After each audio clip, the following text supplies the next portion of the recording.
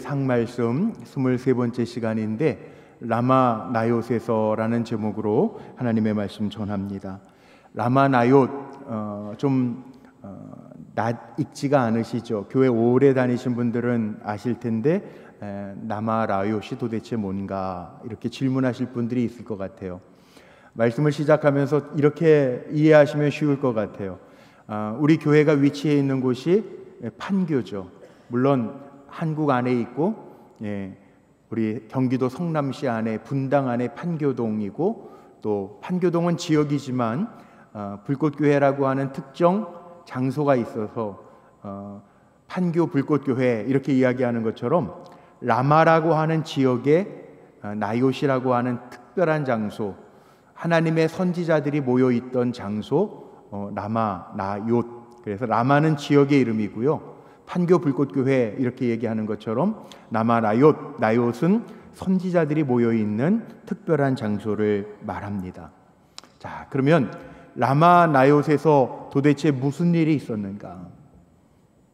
사실 우리도 살아가면서 다윗의 위기를 말하는 것 같고, 다윗이 죽음의 위기 속에서 피난 간 곳이 라마 나요트인데, 이게 다윗의 위기만을 이야기하는 것은 아니고 어떻게 보면 우리 인생의 위기를 지금 말씀하고 있는 거예요. 우리가 살아있기 때문에 위기를 느낍니다. 죽은 사람은 위기를 느끼지 않습니다. 오늘도 예배 전에 제가 우리 사랑하는 성도님들을 영접하면서 몸이 불편하신 분들, 이번 주간에 수술을 하셔야 하는 분들, 장례를 치르고 오신 권사님 가족 기도해 드렸어요. 우리가 살아있기 때문에 위기를 만납니다. 그래서 위기를 만날 때 살아있기 때문에 반응하게 되고 대비하게 되죠.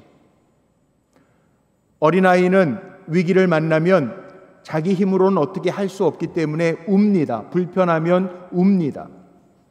또 어떤 사람들은 살아가면서 생각지도 못했던 일에 봉착하게 되면 먼저 피할 길을 궁리하기도 합니다. 사방으로 우겨싸임을 당하면 답답해하기도 합니다. 또 경험하시는 분들이 많지는 않지만 큰 수술을 앞두고 있으면 스트레스를 받고 마음의 부담을 느끼기도 합니다. 살아있기 때문에 만나는 문제들이죠. 근데 우리에게는 복음이 있어요.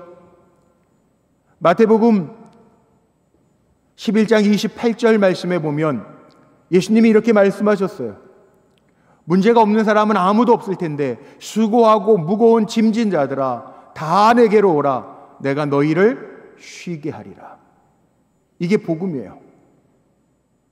오늘 주님의 전에 와서 예배드리는 우리 사랑하는 성도님들, 주님이 약속하신 것처럼 수고하고 무거운 짐진 자들아 다 내게로 오라. 내가 너희를 쉬게 하리라. 오늘 이 자리가 영적으로 회복되고 쉼을 얻고 주님의 능력의 손을 경험하는 은혜의 자리가 되기를 주님의 이름으로 축복합니다. 이게 복음이에요. 다윗에게도 큰 위기가 있었는데 생명의 위협을 만나게 됩니다. 오늘 지난주에 읽었던 말씀 18장 9절까지 말씀을 읽었는데 오늘 좀 중간에 건너뛰었어요. 중간에 무슨 얘기냐 하면 지난 시간에 말씀드렸던 것처럼 사울 왕의 마음속에 질투와 시기심 마음이 생겼습니다.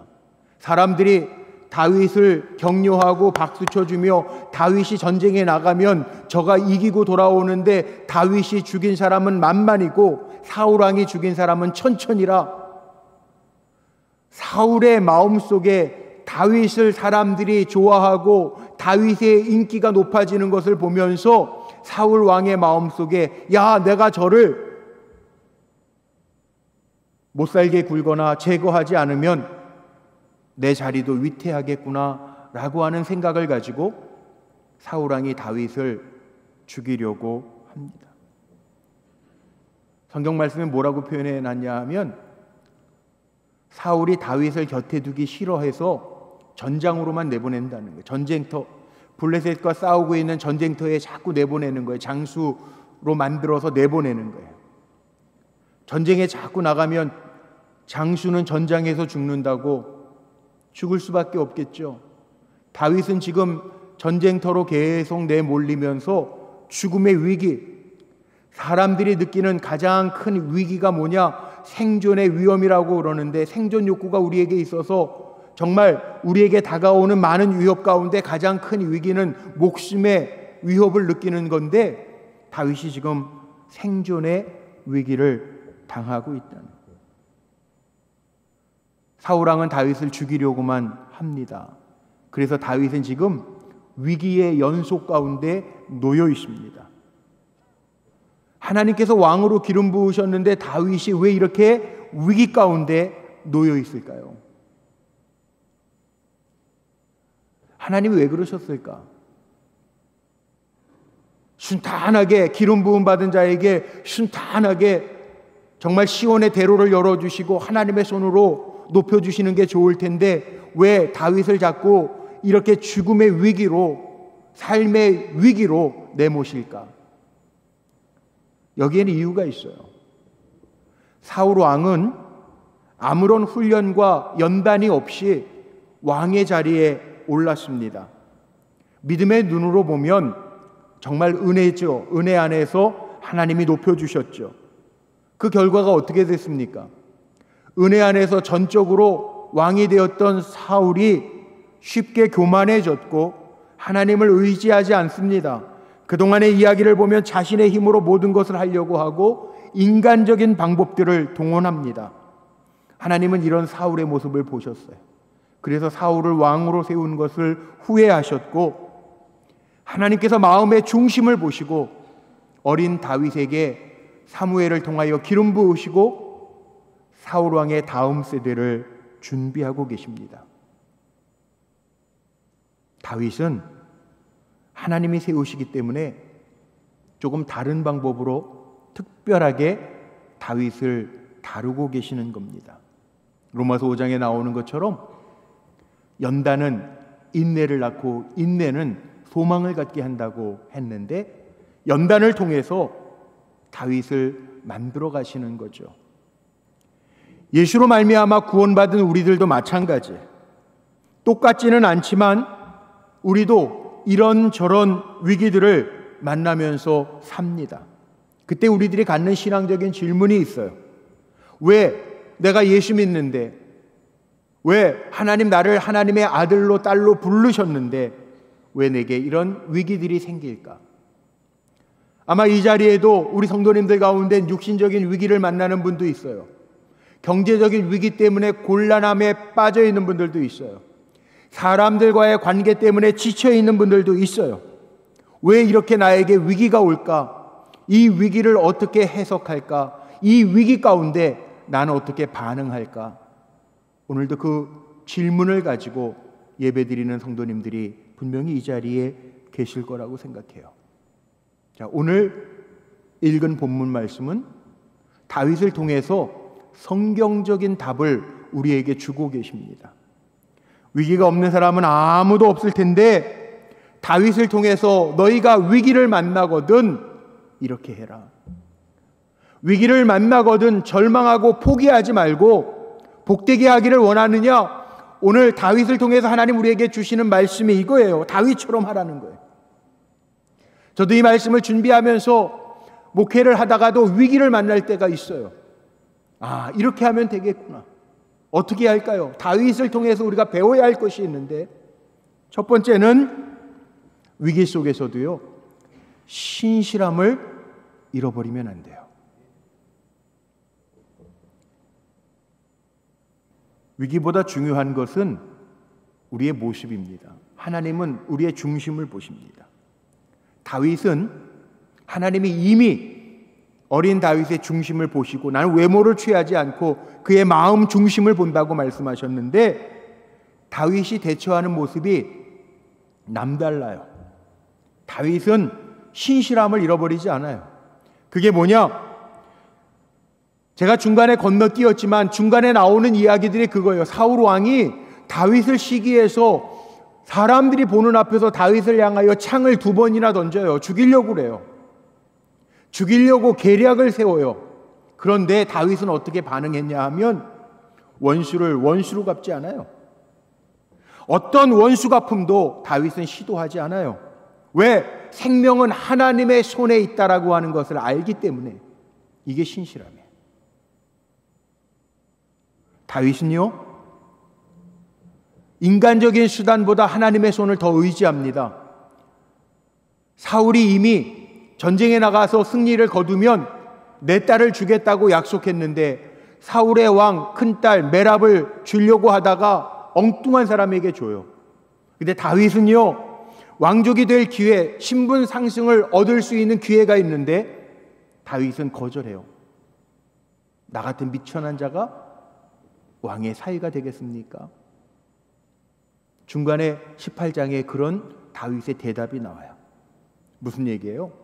인간적인 수단보다 하나님의 손을 의지하는 그 다윗의 신실함이 있다는 거예요.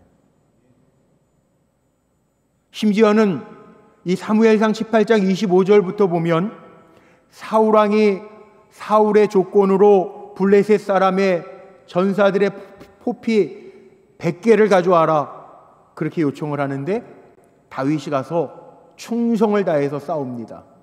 그리고 100개가 아니라 포피 200개를 가지고 옵니다.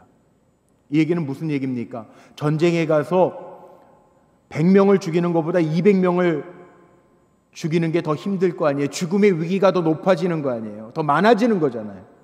근데 다윗은 아랑곳하지 아니하고 전쟁에 가서 충성을 다해요. 다윗이 변함이 없이 신실하기 때문에 이 역할을 다해요. 위기에서 필요한 건 뭐냐 하면 술수가 아닙니다.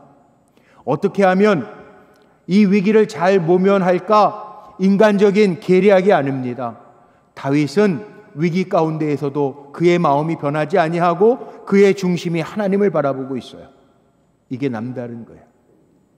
우리 사랑하는 성도님들의 삶 속에도 건강의 위기, 경제적인 위기, 사람 때문에 오는 관계의 위기, 여러 가지 위기가 있지만 여러분들의 중심이 흔들리지 아니하고 하나님을 바라볼 수 있는, 신실함으로 주님을 의지할 수 있는, 주님의 손에 맡길 수 있는 그 신실함이 저와 여러분의 중심에 있기를 주님의 이름으로 축복합니다. 둘째는요, 다윗에게서 찾아볼 수 있는 것, 위기 속에서 동행하는 사람들과 함께합니다.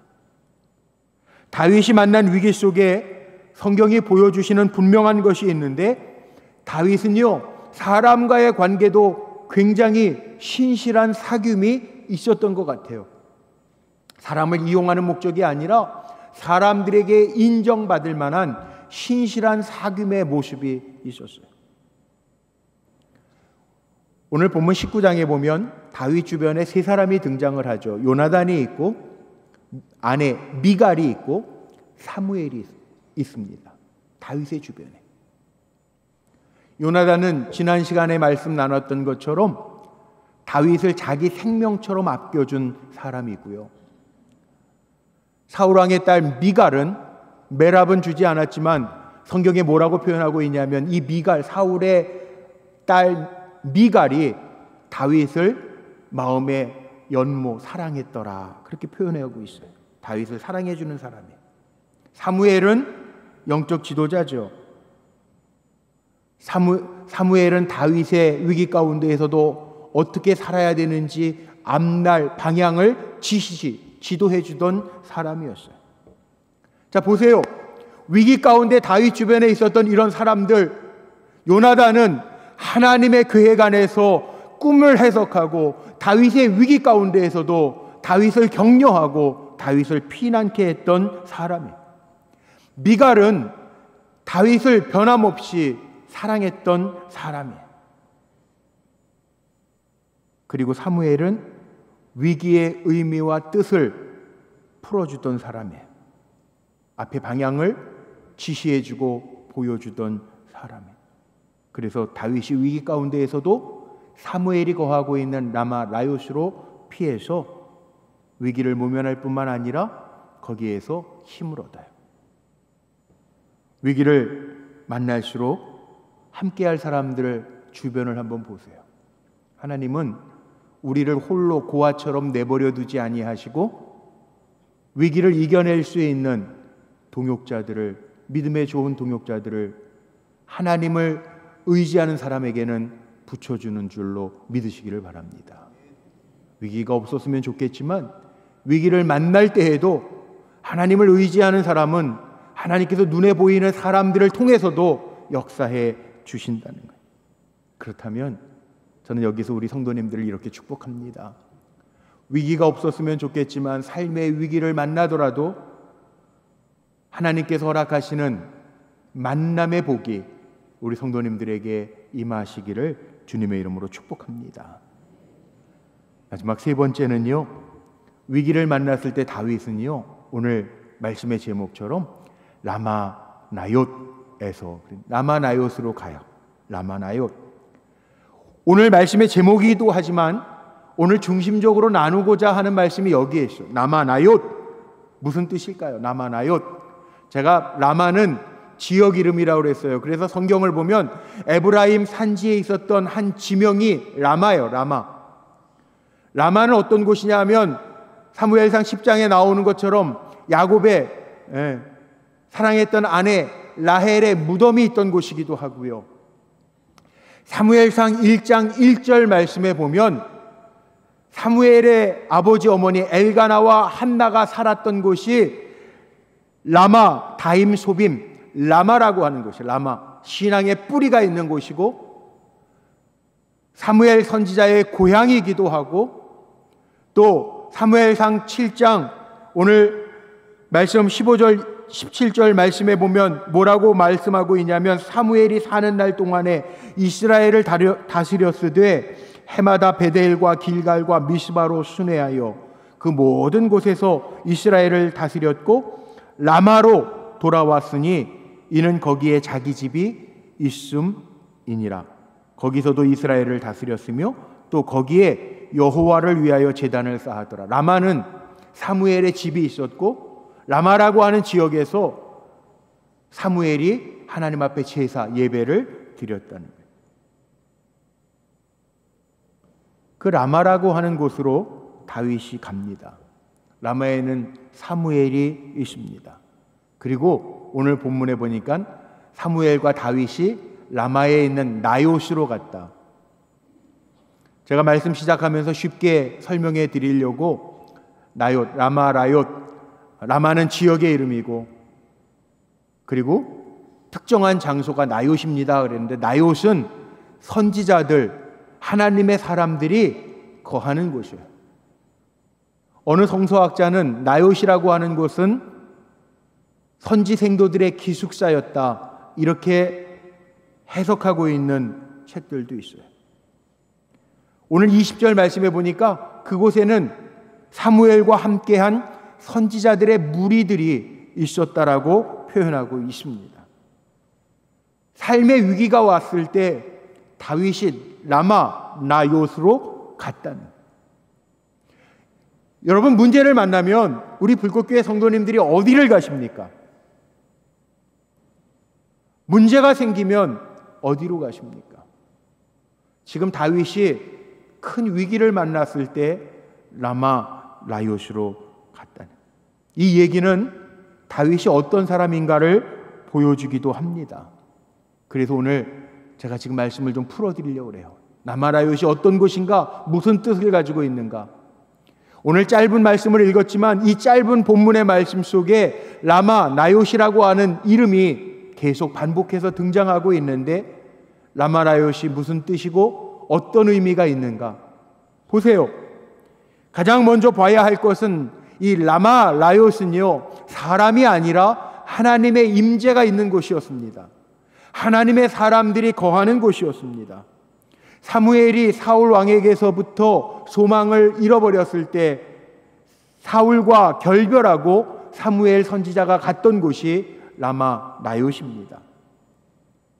사람에게 뜻을 두지 아니하고 하나님에게 뜻을 두었던 곳이 바로 라마 나옳이라고 하는 곳이에요.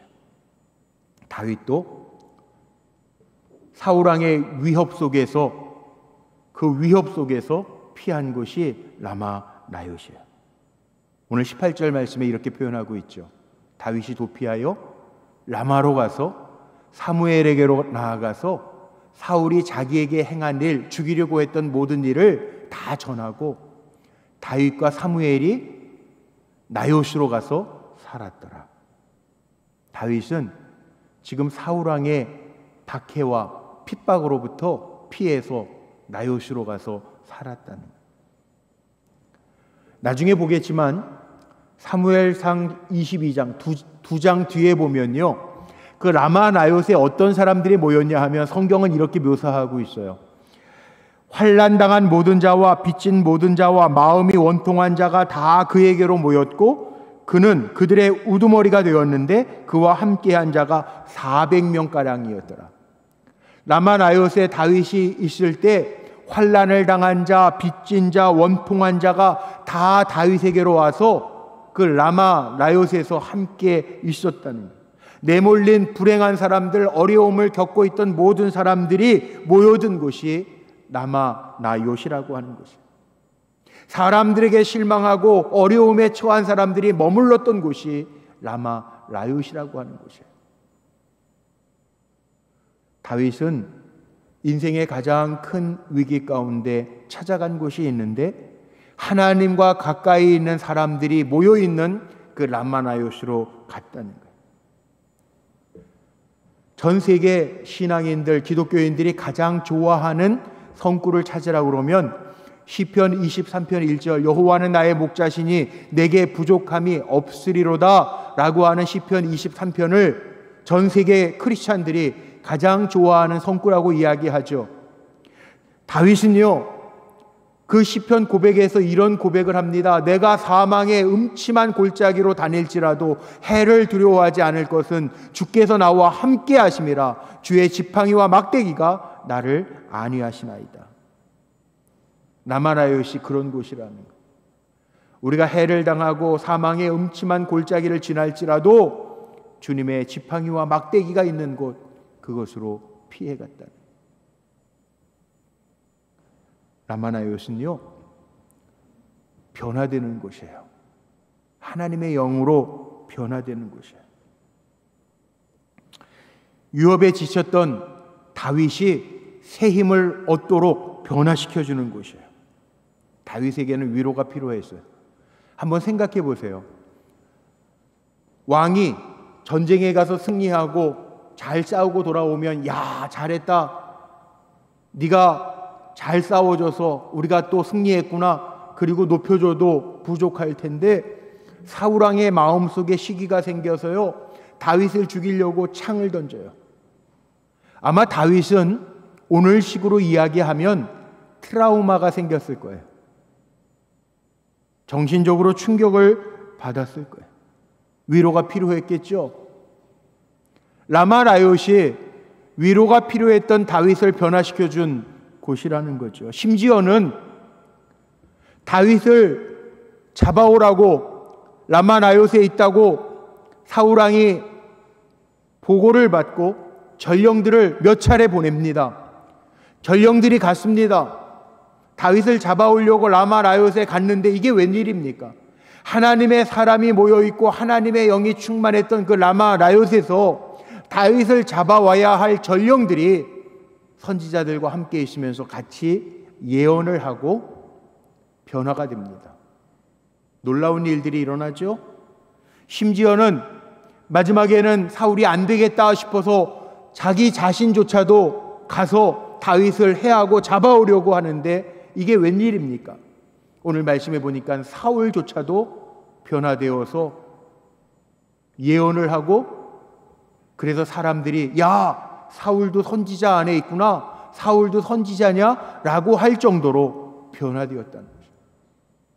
라마 나요스는 변화가 있는 거죠. 이런 일도 있어요.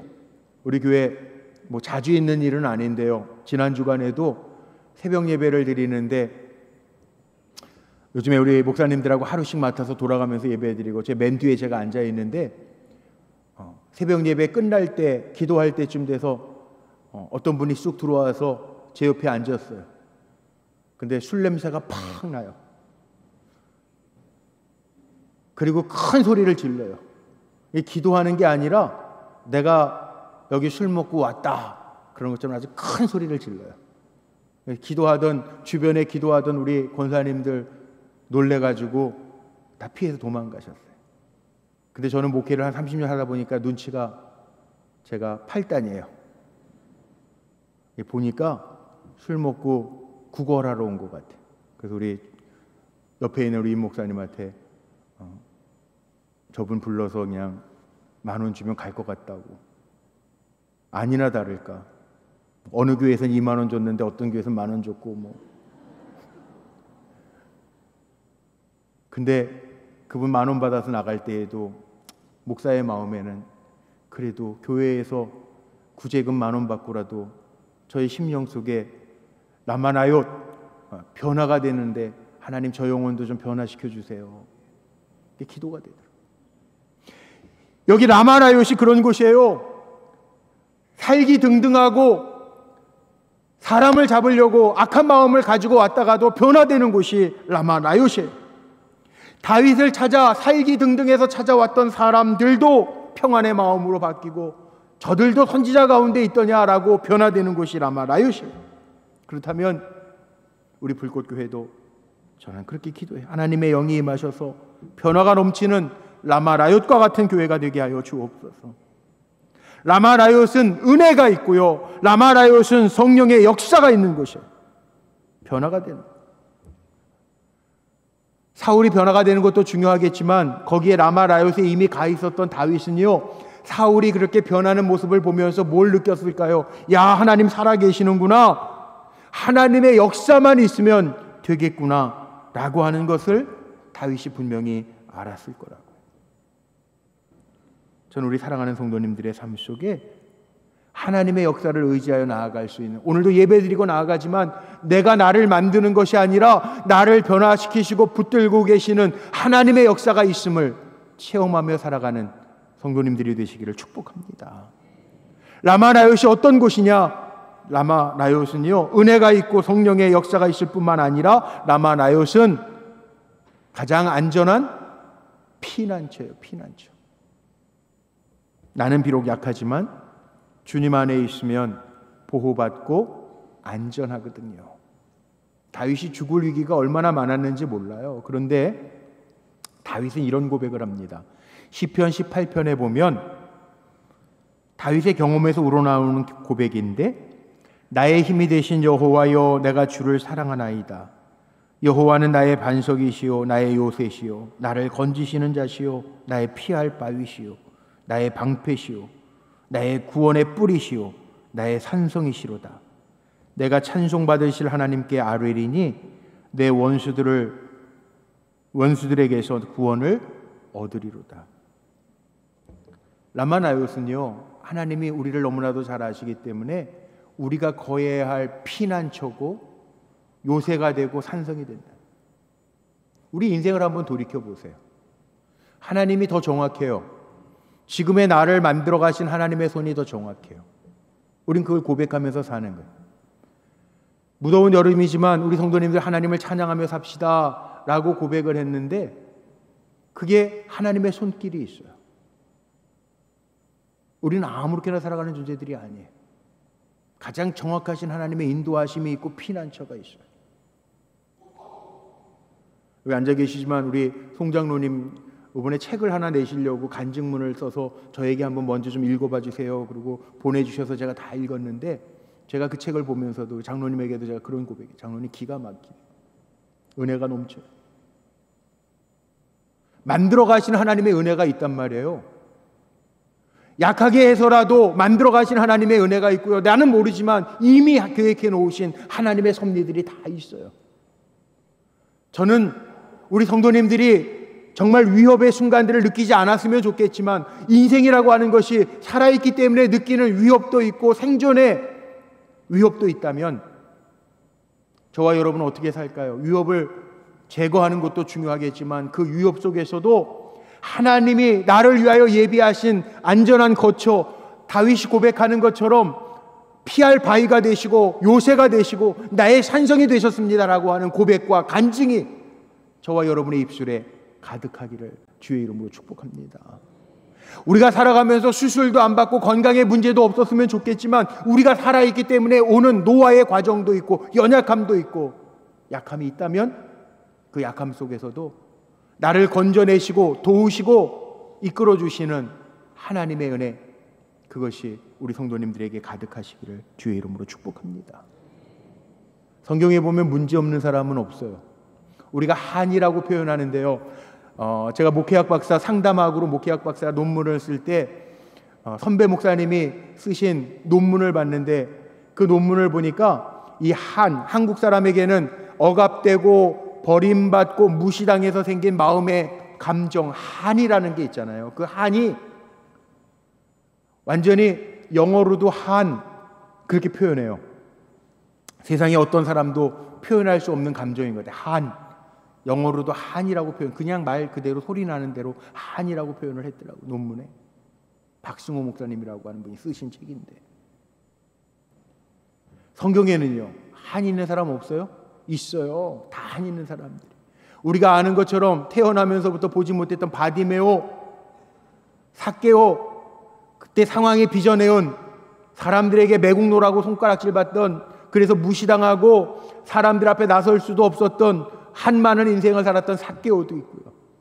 혈류병 38년 동안 고통 속에 있었던 한많은 혈류병을 앓던 여인의 이야기도 있어요. 어떻게 해결됐습니까?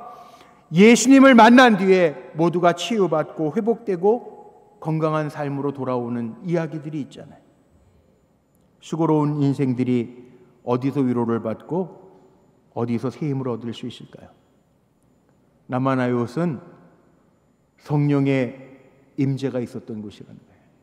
오늘 우리 최선영 장로님도 기도하시면서 성령의 불길에 대한 기도를 많이 해주셨는데, 성령의 역사가 이곳에서 임하기를 간절히 소망합니다. 웨슬리 목사님의 부흥회 때도 마찬가지였어요. 영국의 웨일즈라고 하는 곳에서 부흥운동이 일어나죠. 광부들이 희망을 갖지 못하고 험한 욕설과 폭력으로 살았는데 성령의 역사가 임하자 그 웨일즈 지역의 사람들이 새 사람으로 변화됩니다.